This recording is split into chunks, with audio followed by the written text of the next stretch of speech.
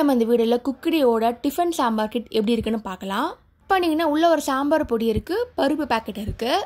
இதாங்க அந்த பருப்பு பேக்கெட். பருப்பு பேக்கெட் கட் பண்ணிங்கன்னா ஸ்மாஷ் பண்ண பருப்பு இருக்குது.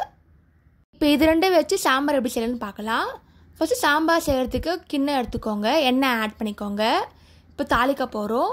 தாளிக்கிறதுக்கு வெங்காயம் ஆட் பண்ணுங்கள். நான் சின்ன வெங்காயம் எடுத்துருக்கேன், நல்லா பொடியாக கட் பண்ணது. வெங்காயம் நல்லா வதக்கணும், நல்லா பொன்னிறமாக ஆகணும். நல்லா மிக்ஸ் பண்ணிகிட்டே இருங்க. நெக்ஸ்ட்டு நம்ம பொடியாக கட் பண்ண தக்காளி ஆட் பண்ண போகிறோம். ஒரு தக்காளி ஆட் பண்ணிக்கோங்க, நல்லா பொடியாக கட் பண்ணது. இந்த இன்ஸ்டன்ட் சாம்பார் பொடியில் பார்த்தீங்கன்னா பொடி மட்டும் இல்லாமல் பருப்பு ஸ்மாஷ் பண்ணி கொடுக்குறாங்க. தண்ணி ஆட் பண்ணிக்கோங்க. இப்போ நல்லா கொதிக்கட்டும். மசாலா ஆட் பண்ண போகிறோம். சாம்பார் பொடியில் எல்லா மசாலாவும் இருக்குது, நீங்கள் தேவையான அளவு ஆட் பண்ணிக்கோங்க. நல்லா மிக்ஸ் பண்ணிக்கோங்க. நல்லா கொஞ்சம் கொதி வரட்டும். இப்போ நம்ம பருப்பை ஆட் பண்ண போகிறோம், ஸ்மாஷ் பண்ண பருப்பை. இதுவும் போட்டு நல்லா மிக்ஸ் பண்ணிக்கலாம். லைட்டாக தண்ணி ஆட் பண்ணிக்கோங்க சாம்பாருக்கு ஏற்ற மாதிரி. நல்லா கொதி வரணும்.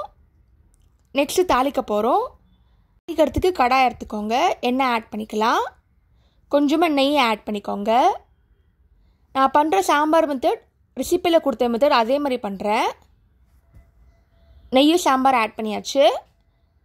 நெக்ஸ்ட்டு வந்து தாளிக்கிறதுக்கு கடுகு, வெந்தயம், உளுத்தம்பருப்பு, 4 மிளகா, நீட்டு மிளகா ஆட் பண்ணிக்கோங்க. கொஞ்சமாக கருவேப்பிலை. இப்போ தாளித்தது போடலாம். அதில் ஒரு சுவையான டிஃபன் சாம்பார் இன்ஸ்டண்ட்டாக ரெடி ஆகிடுச்சு. குக்கடியில் பண்ணதுங்க. நீங்களும் ட்ரை பண்ணி பார்த்துட்டு எப்படி இருக்குன்னு சொல்லுங்கள். நெக்ஸ்ட் வீடியோவில் குக்கடியோட லஞ்ச் சாம்பார் பண்ண போகிறோம். அதையும் மறக்காமல் செக் பண்ணி பாருங்கள். தேங்க்ஸ் ஃபார் வாட்சிங்.